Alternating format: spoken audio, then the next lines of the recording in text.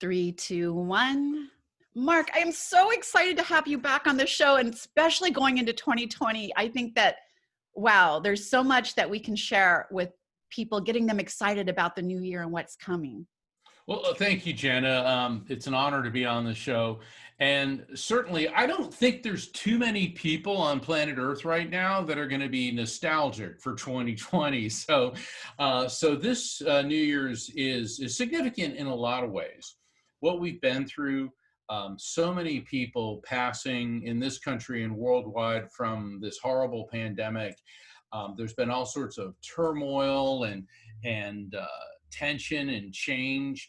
But I feel very strongly that this new year is opening the door to a better tomorrow, as opposed to the trauma of the yesterday that we're emerging from.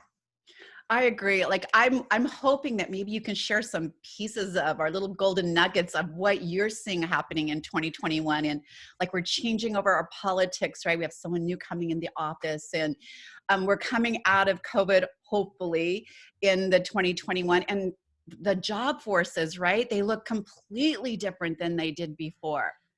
They do. They do. There's so many things that have changed because of this pandemic. And I think in many ways, eventually we're going to go back to normal, but it's going to be different. Let me talk about what's been happening from, first off, back on the winter solstice, December 21st, 2020, very rare planetary conjunction of Jupiter and Saturn. Now, I'm a psychic medium. I'm not an astrology guy, but I know a lot of astrologers, and we've talked about it. And one in particular, a gentleman by the name of Kevin Casey, he's out of Houston at Body, Mind, and Soul Metaphysical Bookstore in Houston. And he was telling me that the conjunction of Jupiter and Saturn, and they were the closest that they've been in 800 years. It was back in the 1200s. And that it's occurring in the constellation of Aquarius, and that this was an indicator of a deconstructing the past and reconstructing the future. Well, can you think of a better swan song for 2020? 2020 tore us to our very core, to our very roots. We had this pandemic that is the worst plague since the swine flu of 1918, where millions of Americans died. We are by no means out of the woods yet with the pandemic. Then we had horrible political and social upheaval, riots in the streets. And let's look at that first. The political and the social turmoil. Well, when somebody is sick, like let's say that you're sick with the COVID, you don't show symptoms for a while, although you carry the illness. And then the symptoms begin to arise, and that's when you know that they've got not just the symptoms to be treated, but let's get to the illness itself and cure it. What 2020 has done socially with Black Lives Matter and the people protesting about monuments being torn down, and demands for reforming the police and for political change, and for Congress, both sides of the aisle, to actually do something to help the people. These are all symptoms of an illness. And let's say that our society is sick, our government is sick. Well, how else are we going to know how bad it is until it came to the surface? And how else are we going to know how to treat it and how to cure it? So I think that all these horrible things that have happened, when one door closes, another door opens, and that we grow in response to adversity. So as terrible as all of these things have been, it is now, let's say, an opportunity for all of us. And I'm not blaming any political party. I'm saying for both of them to start learning to work together to address these problems. So that's how I've been looking at it, is because in the universe, everything is one of balance. I 100% agree. And I thought it was so rare that I was literally outside with my binoculars trying to get a better look at it because it's so far away, but it was so bright. And the change that it's like a rebirth, right? For the world. It's It, giving us it, that it, opportunity. Well, it is, so, and people have been looking to the stars as portents and a form of divination for thousands of years. And one of the lectures that I give one on sacred astrology. I call it the mystical magi and the mystery of the Star of Bethlehem. And that's why a lot of people were calling the solstice 2020 conjunction sort of our Christmas star, our Star of Bethlehem, because first off, it was very rare, and that there's astrophysicists, specifically at Notre Dame University and at Rutgers, who have created computer programs to look for unusual star signs around the time of the birth of Christ. And they found one that occurred on April 17th of 6 BC, or as some people like call it, BCE. And there was a conjunction of Jupiter and Saturn, but also the moon. And all of that occurred within the constellation Aries, and there was a lunar eclipse of Jupiter. And in ancient Babylonian, Persian understanding, this meant a king of divine origin being born in Judea, because the constellation Aries was the astrological symbol for Judea. Then the further studies found that all 5 visible planets, that means Mercury, Mars, and Venus as well, were all lined up. So you had an extremely rare planetary alignment that involved primarily the constellation Aries with a lunar eclipse of Jupiter, the star of kings.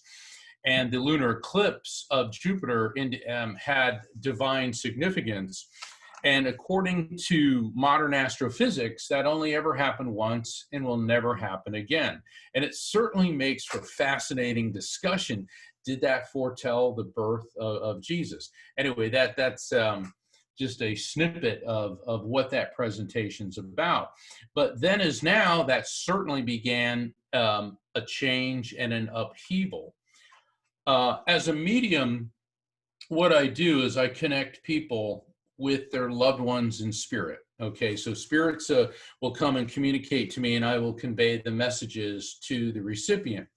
Now, Jana, what I've noticed and kept track of since basically about, I would say, end of May, beginning of June of 2020, 90% of the readings that I've done, spirits have mentioned COVID.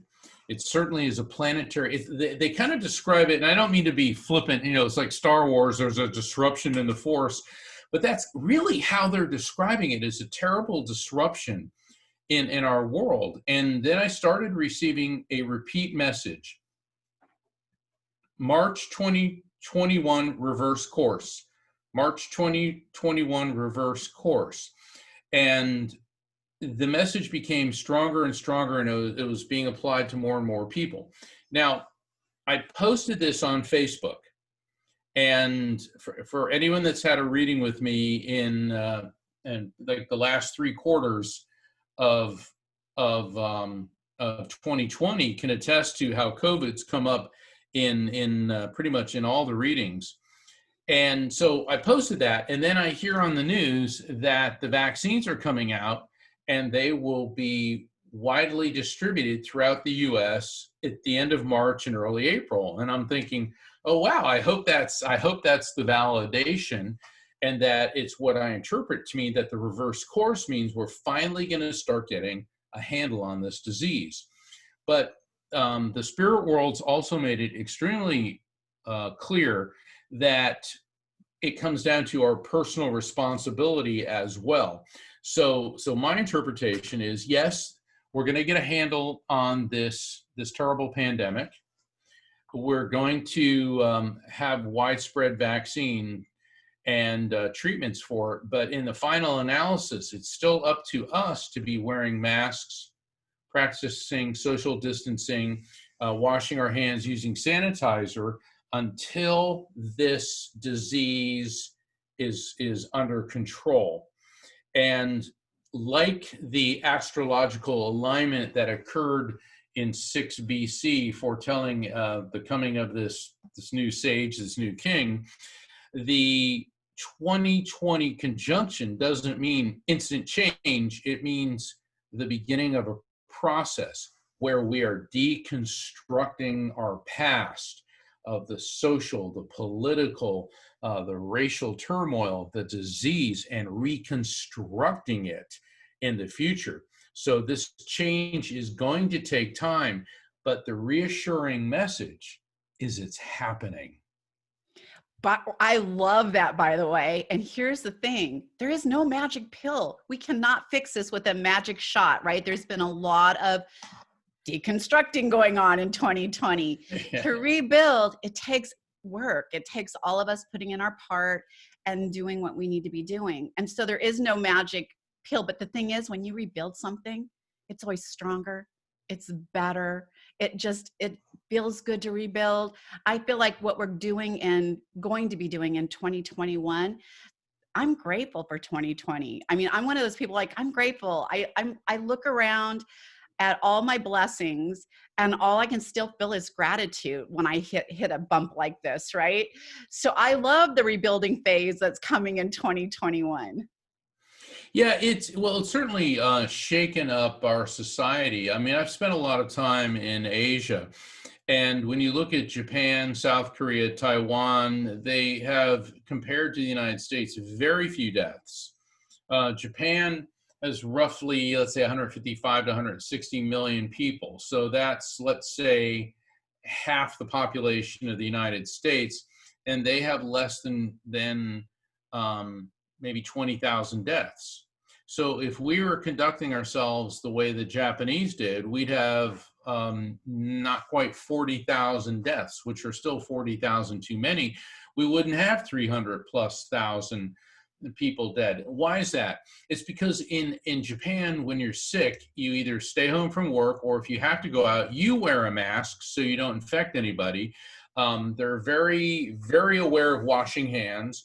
And see, in America, people aren't that germ conscious. They go in the public and they're sneezing, and they're wiping their. I mean, I was in a restaurant, which I don't do this anymore. But back when I would go to a place where they had a salad bar, I let this lady, older woman, I go, oh, go ahead. I let her in front of me. And she goes up and sneezes all over the salad, and I'm like, and that did it for me. Okay. Now in Asia, that would be very rare, at least in Japan, that would be very, very rare for that to happen, because nobody'd be so crude as to go up and sneeze all over food. And it's not that she did it on purpose. It's just that it didn't even cross her mind. Whereas in Asia, they're very, very germ conscious, very, very sanitation conscious. Why? Because they live in closed-in spaces. They're in tight quarters on public transportation. I mean, Tokyo's got something like 20 million people in it. It's a very crowded, it's an amazing city. But Americans have been clueless about this. And now there's a new awareness about contagion and wearing a mask, covering your face. And the thing is, if we started practicing this during flu season, we really wouldn't have much of a flu season. You know how as soon as New Year's rolls around, all the companies start saying, got to buy NyQuil, Vicks, this, that, because cold and flu season, they want you to get sick, so you buy all this stuff. Well, how about if it didn't happen? Wouldn't that be great? So that could be seen as one of the responses to this pandemic, is a heightened awareness of our personal habits affect other people. I think that everybody in America now owns a mask. And so I don't think the masks are going away anytime soon. So I think that is a great plan, to be wearing them when you leave the house feeling not well. And you're right, nobody stays home when they're sick. We have to send people home all the time from the office, like, you're sick, don't be here, go home. You're clearly sick. But they just show up. Oh yeah, when I was running a law firm, I'd have secretaries going, "Oh, I'm sick," and then everybody in the office gets it, and it's like, okay, I would have rather that person been out, and then the other, 8, 10 people that work there, not get sick, and so this is an awareness that needs to come along, and I know people say that wearing a mask is infringing on their social liberties and rights, and all this, and it's very charged. I saw an interview with Paul McCartney on I think it was on CBS Sunday Morning, and they asked him about that because he released his latest album. He calls it "All's in Rock Down," not lockdown, but rock down. And he created an album where he played all the instruments himself and all that. And he said, people say, "Oh, that's infringing on my rights to wear a mask." He goes, "Well, that's just stupid." So who am I to argue with Sir Paul McCartney? I think that is funny when people say it's infringing on my rights, but yet there's a massive amount of people around you who also have rights. And if you can't do it for yourself, can you not do it for that massive amount of people around you? Oh, So here, yeah, and here's one of my favorites. Okay, it's not a favorite; it's pet peeve. They're wearing the mask, but their nose is hanging out. Okay, now if you would actually pay attention to the medical experts, the virus attaches to mucous membranes. Okay, mucous membranes, your nose. Okay, there's three main areas that we have mucous membranes: our eyes, our nose, and our mouth. You have a mask so that they don't get in, or if you are contagious, they're not getting out. People wearing around their chin, and they're trying to be defiant, angry, and it's like, look, I don't like wearing a mask. I don't think anybody likes wearing a mask. But the fact of the matter is, the longer we don't, the longer we're going to have to. 100%. We were talking about, wearing masks after COVID and keeping up the cleaning our hands and being more aware of how we are going out into the world. What do you think is going to happen? Like, what are your thoughts on people don't touch anymore? They don't hug. They are elbowing or fist bumping. And I don't want to see that disconnect from humans, reaching out and grabbing people and hugging them when they need it and touching them. Do you think, especially with younger kids growing up, like they're like, don't touch, don't touch. I think we're going to be raising a generation of narcissistic kids who can't wash, can't touch. Well, maybe yes and no, and maybe another factor. In Japan, people don't hug and touch and shake hands; they bow to each other. In India, this looks like they're praying, and in a sense they are, but it's a symbol of the lotus. Okay, so there's a number of cultures where that tactile. See, my family's Italian, so we're all hugging and kissing. My brother kisses me, I kiss. When my dad was alive, we always hugged and kissed, and that's just how we are. And I always wondered if, like, when the COVID hit Italy, it seemed like it hit Italy and Spain harder, and then France, because they're Latin cultures, they're tactile. There's a lot of close personal contact. I think that this could change. We may just end up doing fist bumps. I mean, I wouldn't mind if we did the namaste type greeting. But yeah, Jana, this could be a huge change, and this is one of the things that I don't think most people really thought about. People were downplaying, "Oh, this is no big deal, no big deal." Well, the virus thinks it's a big deal because it just mutated into a much more contagious version. And a virus is a living organism, not one that I welcome or embrace, and it adapts and it changes. That's why there's now bacteriological contagions that have developed an immunity to antibiotics. Now, a virus cannot be contained with antibiotics, a germ or bacteria is, and these being living organisms, they've discovered that they can be eradicated through antibiotics. So nature does what it does, and they evolved and adapted to that. But it's also, that's what happens with human beings. Human beings develop immunities to diseases. And I know that a lot of people talk about herd immunity. The problem is that we don't have a natural immunity to COVID because it's a brand new disease. If you look at when the Europeans, the Spanish in particular, came to Central America around the year 1500, in the wake of Columbus and Cortez and the other conquistadors. Within 10 years of the Spanish landing in Central America, Mexico through Panama, 90% of the native population died because they had no immunities to European diseases like the flu, the common cold, and then smallpox. And then it spread into South America. And that's horrifying, because people think, oh, well, it's just a disease. Well, look at our humanity's own history. So now we have this brand new mutating viral infection, and now it's mutating into becoming even more contagious. And so, I know we didn't want to turn this into a COVID show, but the change in 2021 is a heightened awareness of how to protect ourselves, how to protect our children, until we can get this under control. But Jana, one of the most heartening things that I saw happen in 2020 is all of a sudden the scientists all over the world started working on a common goal. And within a few months, a vaccine was created. Now, what if that same brain trust were put into creating greater food production without environmental impact, creating maybe the use of fossil fuels without harmful emissions or substitutes for fossil fuels? What if it were put into cancer research, nerve regeneration to heal people from deafness and paralysis and ALS? And I think that this was a planetary, and I more than think this, because this is one of the things that I received from connection with the other side. We as a species have been given an opportunity to realize that we have the most sophisticated device known in the universe, the human brain, and that if our brain trust were put to good use of curing these ills, of working on food production, on eradicating pollution, instead of putting our brain trust into ways to develop more sophisticated weapons to kill each other, then we could solve all of our own problems. And sadly, the jury's still out if humanity has learned that message.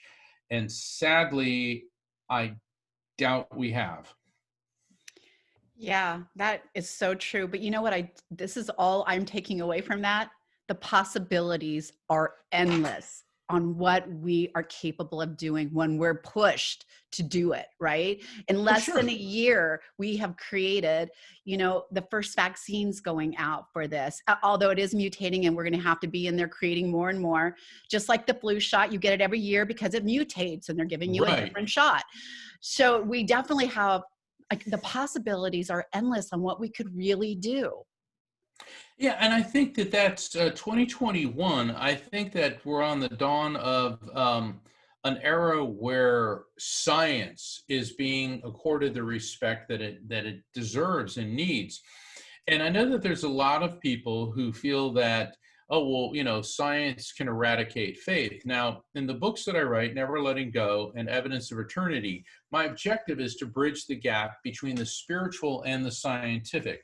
Because, and especially in the book that I'm working on, my next book that'll be coming out, I don't believe that faith and science are or should be mutually exclusive. I think that there is a rational explanation for everything, for faith, for the afterlife, for spirit communication, even for God. And I do my very, very best to avoid referring to God as He. I've always thought that was very primitive, that God is a man, okay? And well, gee, I wonder who wrote those scriptures. Bet it wasn't women, and because I think that God is beyond a humanoid form or a gender, but I believe that God is an energy that connects, binds all of us, and an intelligence that runs through this. So I believe in God, and I believe that the ultimate accomplishment, objective of science is the discovery of God. Yet on the flip side of the karmic coin, for people of faith, is that necessary? Yeah, so that's why I always think it's very fascinating to balance science and faith, because traditionally, the people of faith have been in one camp, the people of science have been in the other. People of science says, oh, well, that's just a bunch of pre-enlightenment superstitious nonsense. And the people in the camp of faith saying, well, that's just you're just a bunch of, heretical, blasphemous, atheists. But with the advent of quantum physics in the last century, we're beginning to see that there is an energy, there is an interconnectedness, there does appear to be consciousness that survives physical death. And so now the distinctions between progressive thought in science and progressive thought in faith are beginning to be less distinct and more entangled. And I think that is also a very positive development, is the acceleration of science that gives people hope for a lot of reasons. Well, we are running out of time, so here's what I want to talk about with the rest of our time. We're going to go there, guys. We are totally going to go there. We're going into the politics, because whether you're a politic lover or hater, or this person lover or hater, we're all here together, right? And we have to just get on board and make the best of whatever we're using. And what do you see happening in 2021 with politics? Well, I see that I think both parties have gotten a big smack in the face, and they have to realize that what unites us is more important than what separates us.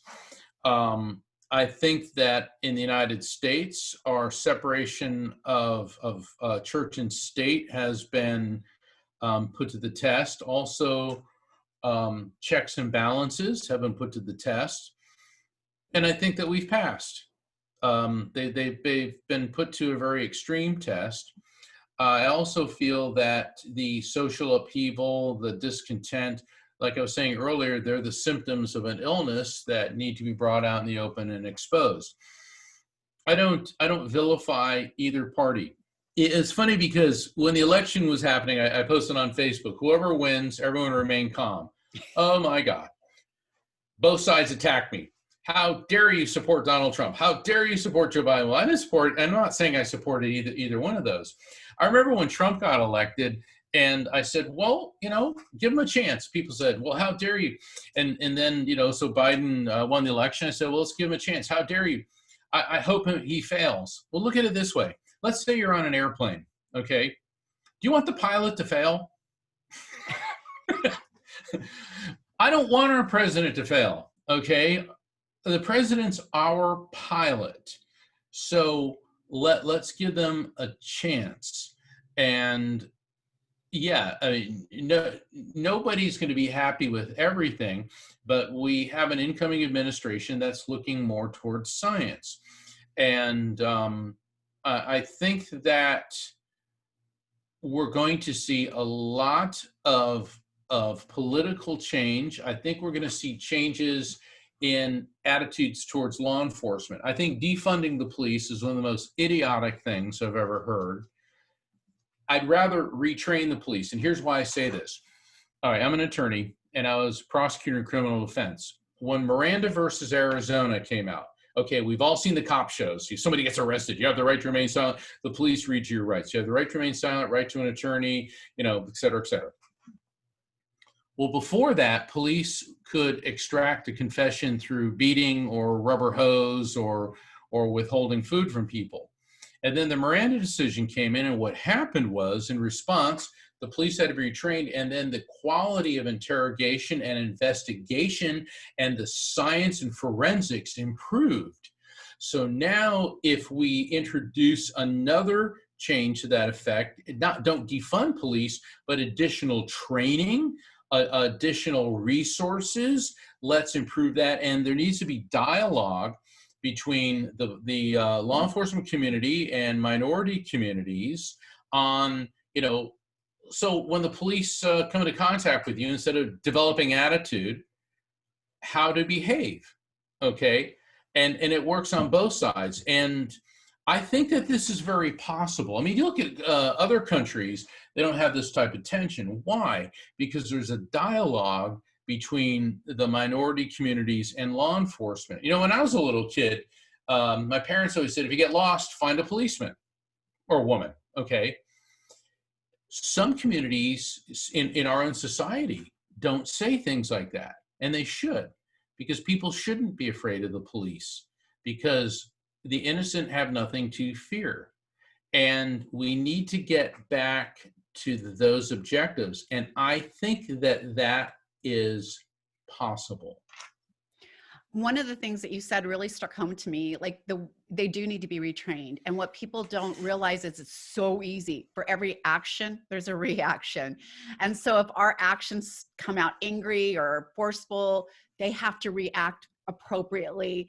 And then it gets out of control. It literally does. I see it spiraling out of control. But for every action, there's a reaction, and they try to up their reactions to whatever they're acting to. So I definitely think that spending that money on retraining would be so valuable to future generations, even on how we, like the Miranda, like you were saying, it's changed how we do things for us, for our children, for our great grandchildren, and so on down the road. So why not create that kind of change now that's going to move forward, instead of just saying, this isn't working, I'm going to let it go. Exactly. I mean, African American, just use that as African American people should not be afraid of the police, and the police should not have a predisposition towards African American people or Latino people or whatever.